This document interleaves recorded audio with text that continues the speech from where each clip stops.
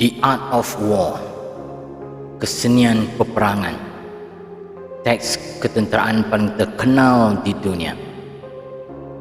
2500 tahun setelah ia diterbitkan oleh Sun Tzu, seorang penasihat yang mungkin hidup semasa zaman musim bunga dan musim gugur pada 776 hingga 471 sebelum Masihi. Walau bagaimanapun, ia kini dirayakan oleh guru perniagaan masa kini dan juga jurulatih sukan sebagai panduan untuk menangani konflik pelbagai jenis. Ketika Ketua Pegawai Eksekutif Snapchat, Evan Spiegel, merasa terancam oleh pencerobohan Facebook ke pasal Snapchat, dia memberikan setiap anggota pasukannya salinan The Art of War untuk membuat mereka berfikir dari segi persaingan kejam, sama ada dalam atau luaran organisasi atau pertempuran individu dengan diri sendiri atau pesaing. The Art of War memberikan nasihat yang komprehensif tentang cara mendekati konflik. Ini adalah ringkasan buku mengenai The Art of War oleh Sun Tzu. Tahu bila harus bertarung dan bila tidak bertempur. Hindari yang kuat dan menyerang yang lemah. Ketahui cara menipu musuh. Tampil lemah ketika anda kuat dan kuat ketika anda lemah. Ketahui kekuatan dan kelemahan anda. Jika anda mengenali musuh dan mengenali diri sendiri, anda tidak perlu takut dengan hasil 100 pertempuran. Mengikut keadaan yang menguntungkan, seseorang harus mengubah rancangan. Semua perang berdasarkan penipuan. Oleh itu, apabila dapat menyerang, kita mesti kelihatan tidak mampu. Semasa menggunakan kekuatan kita, kita mesti kelihatan tidak aktif. Apabila kita sudah dekat, kita membuat musuh percaya bahawa kita berada jauh. Ketika kita jauh, kita mesti membuat musuh yakin kita sudah dekat. Muncul lemah ketika anda kuat dan kuat ketika anda lemah. Jika dia musuh lebih hebat dalam kekuatan, elakkannya.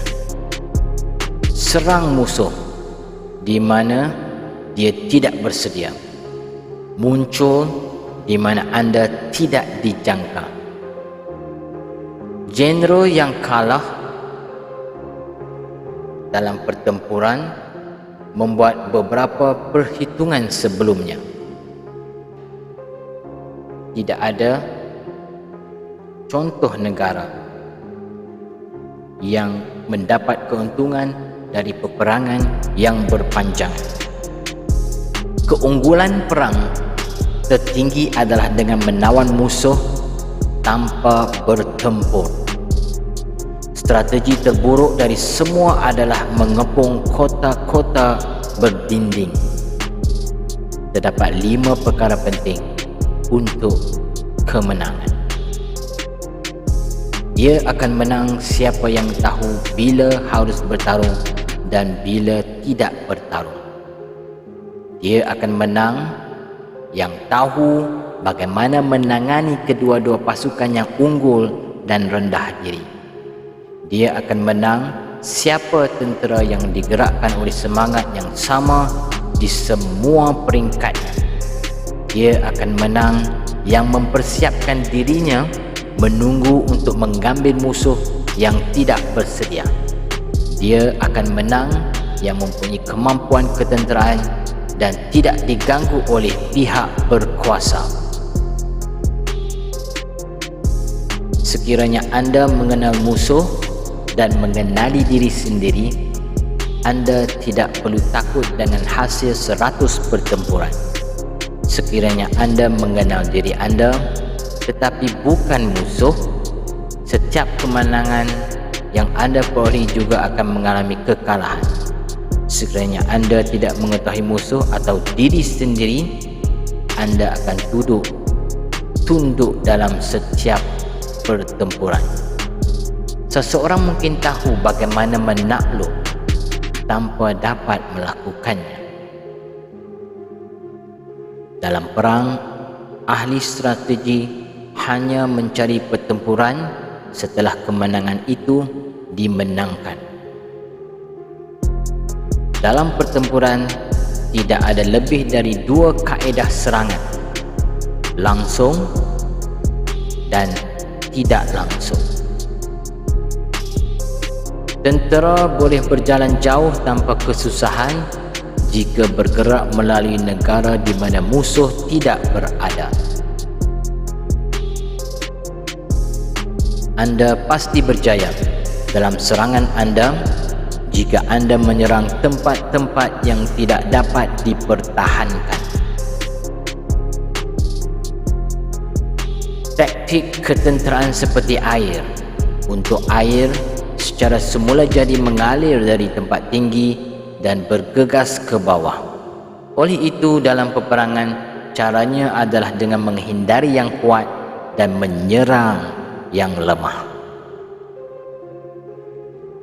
Biarkan rancanganmu menjadi gelap dan tidak dapat ditembusi seperti malam, dan ketika kamu bergerak, jatuh seperti petir.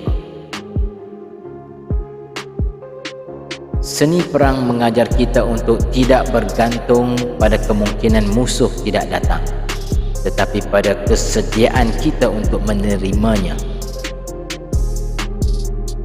Jalan dengan jalan yang tidak dijangka dan menyerang tempat yang tidak dijaga. Sekiranya mereka akan menghadapi kematian, tidak ada yang tidak akan mereka capai. Prinsip untuk mengatur tentera adalah menetapkan satu standard keberanian yang harus ada pada semua orang. Jika itu untuk keuntungan Anda, buatlah langkah maju. Sekiranya tidak, tetaplah di mana Anda berada. Salam Nusantara.